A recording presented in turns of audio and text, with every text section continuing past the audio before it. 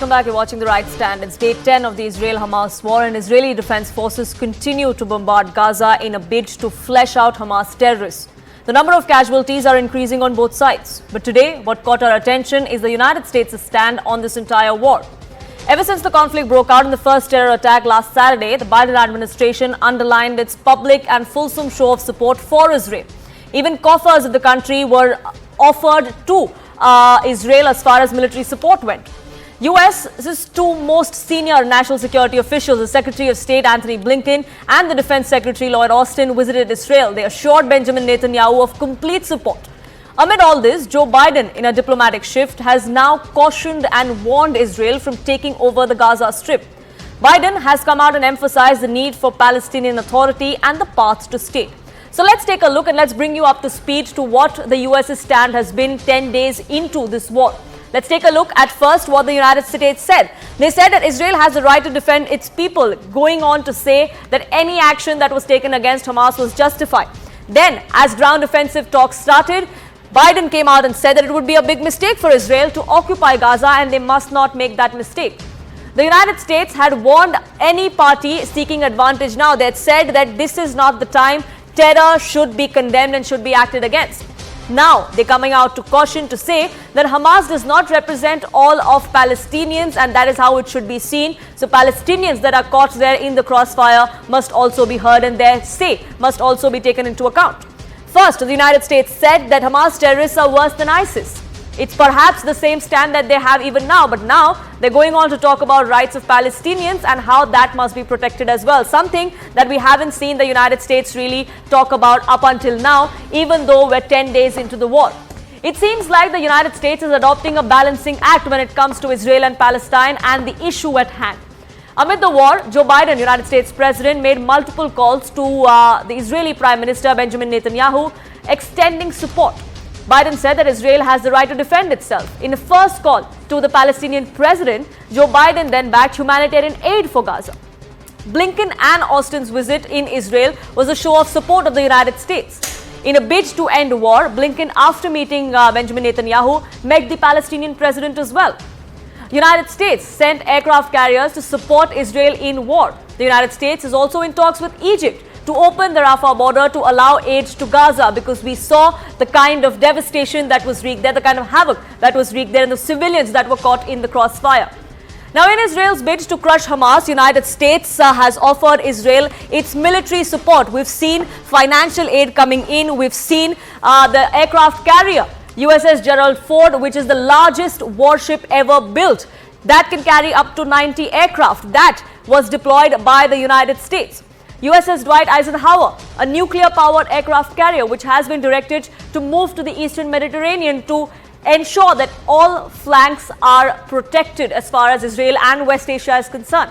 5 guided missile cruisers, US Normandy, US Thomas Hardner, US Ramage, US Roosevelt and USS Carney were also then pushed forth. The United States pushing all of this to the aid of Israel against Hamas, the terror group. Fighter jets have been deployed as well. F-35, F-16, F-15, the A-10 Thunderbolt II also all pressed into action for Israel and its fight against terror. We've seen all of these fighter jets that can survive, that in accuracy, they're great as far as delivery platform is concerned. All of them have now been pressed into service.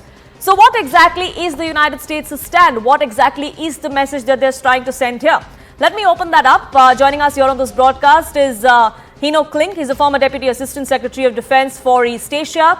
Shani Moore, lecturer at the Reichman University, joining us live from Tel Aviv as well. And let me begin by asking Mr. Klink. Many would suggest that there seems to be now, 10 days into the war, a balancing act that the United States is trying to maintain. You know, for the last 1 week, 8 days, all we heard about was Israel's war against terror and how Israel had the right to defend itself. All of a sudden now, we see the United States talking about the cause of the Palestinians as well. Well, thank you very much for having me. Let me say very clearly, America stands with Israel.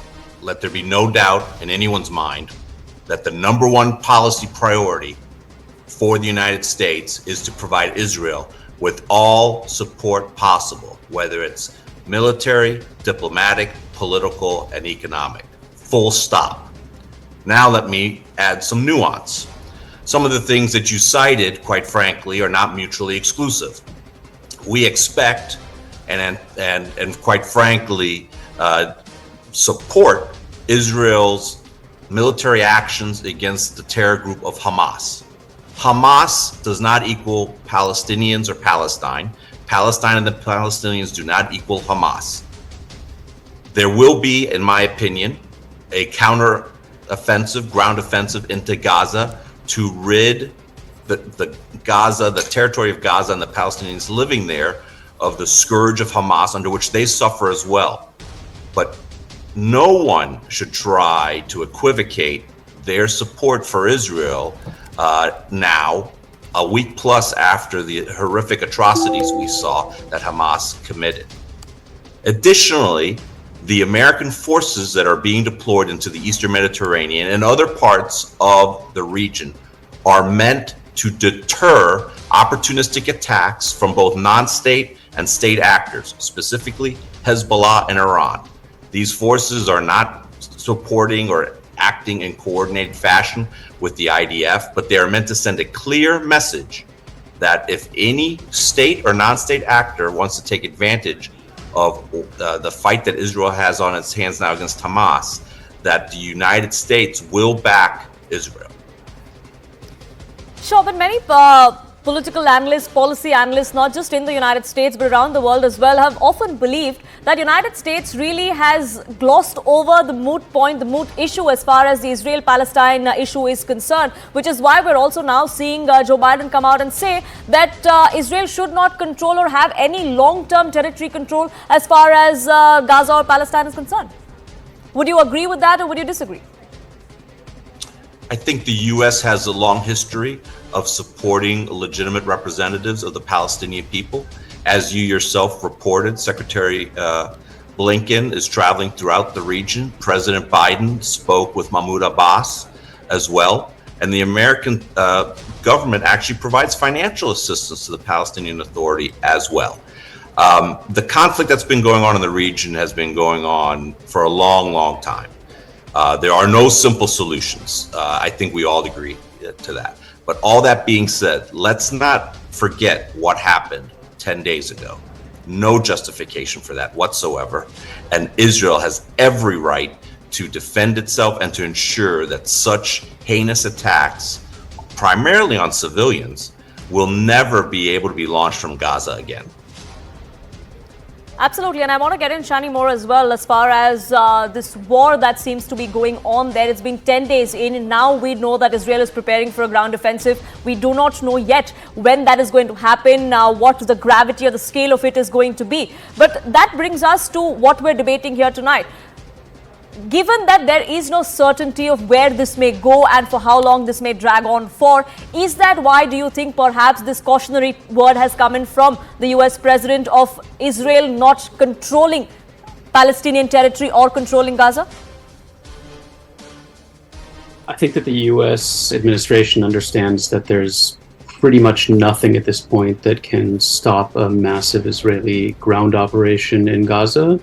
And the presence of both the naval forces that you described and the air forces that you described, as well as the balancing rhetoric, are geared to the larger American goal of containing it. The U.S. is not going to solve Israel's problems in Gaza or in the West Bank if it comes to that. But what's crucially important for American interests is to keep it, however awful this war is, contained to those theaters alone, so that the import of the aircraft carrier that you mentioned or any of the other large American military presence is not because it could have a direct kinetic role in any operation in Gaza. It's rather to deter any opportunistic regional actors, principally from Lebanon, Syria, or Iran, from jumping in and expanding this war, even making it even larger.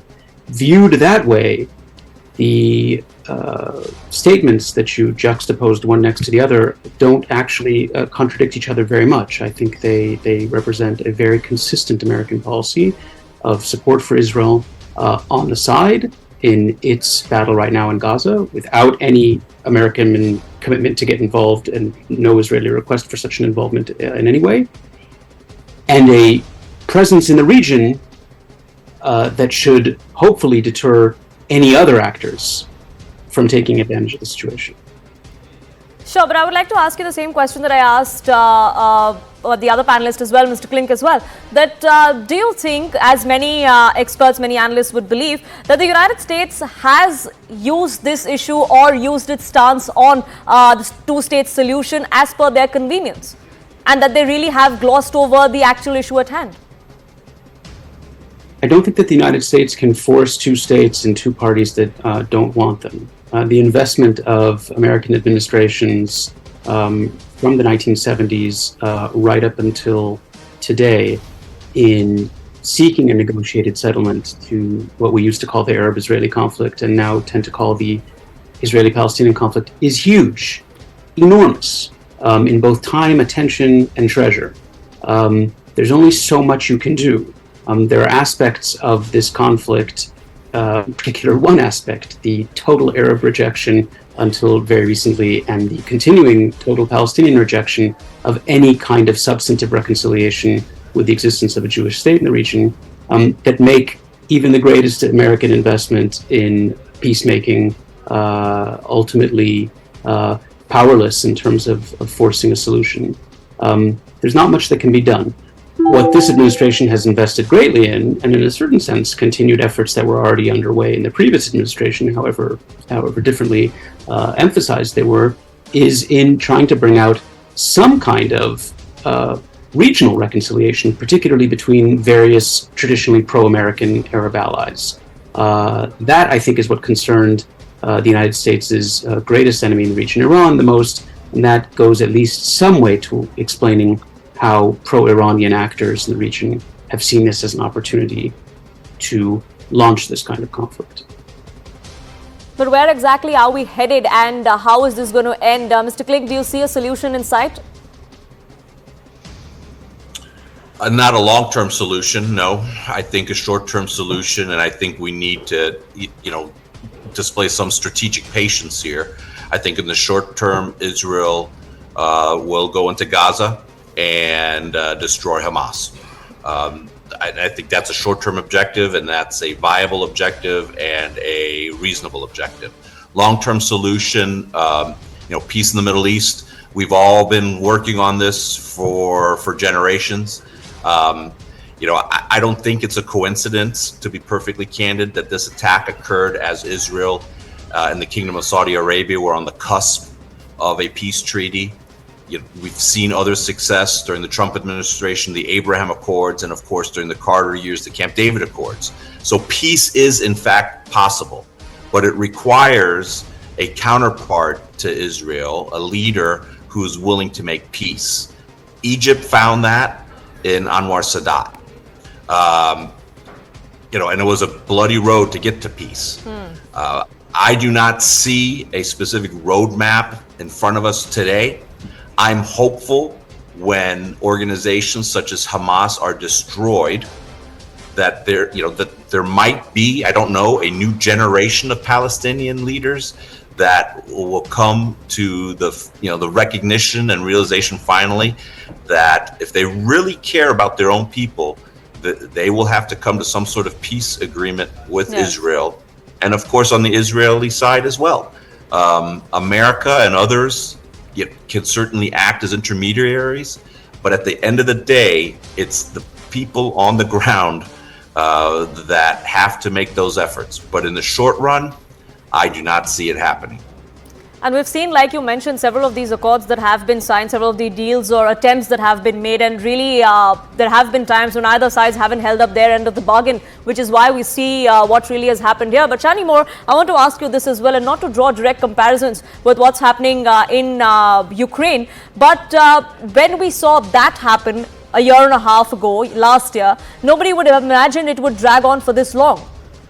Are we seeing a similar situation perhaps as far as Israel's onslaught against Hamas is concerned, which many would suggest that it's not really an onslaught just on Hamas, but on the entire Gazan population? You've asked several questions there in one. I think the people who couldn't imagine that it would drag on so long couldn't imagine it because they assumed there would be a rapid Russian victory, which there wasn't. So it was just the outcome that was confusing people and not the amount of time. I suspect that in this case, even the best case scenario is truly terrible. It's a huge and dirty and bloody ground campaign in Gaza that could take time and will be full of surprises and disappointments, even for the Israeli side, which is obviously much better armed, better equipped, and clearly very determined now to eliminate this threat. That's the best case scenario. The scenarios get worse and worse the more it expands. If it is not limited just to an Israel-Gaza war, but becomes an Israel, Gaza, and West Bank war, that's a bit more complicated, but still within the realm of things that the IDF has shown that it's capable of doing quite easily. If it becomes a Israeli-Palestinian war together with a war with Hezbollah in Lebanon, that's already an entirely different ballgame. I think that's why you're seeing this American presence in the Eastern Mediterranean. And if of course, it becomes a multi-state war involving not just Lebanon, but also actual state actors like Syria and even in the worst case, Iran, to say nothing of other regional actors as well, then we're really talking about something that is destructive on an order of magnitude that the region hasn't seen in decades. It's really the innocent, unarmed civilians that are often the biggest losers when we see such kind of situations evolve. They are perhaps the worst affected ones, and for their sake, we really do hope that there is a solution in near sight. But I thank you both gentlemen for joining us here on this broadcast with your perspective. The ground operation in Israel, the ground operation against Hamas continues. Israeli troops are continuing to gather and they're only fortifying themselves as far as the Gazan border is concerned. An expected ground offensive is going to begin. We do not have a timeline yet, but it is coming. That's the assurance that Israel and the IDF have now come out. In fact, a deadline was set to ensure that all civilians have moved southward as well. CNN's Nick Norbertson gets us a track of what exactly transpired across at the historical context of what has happened and why we're at this stage.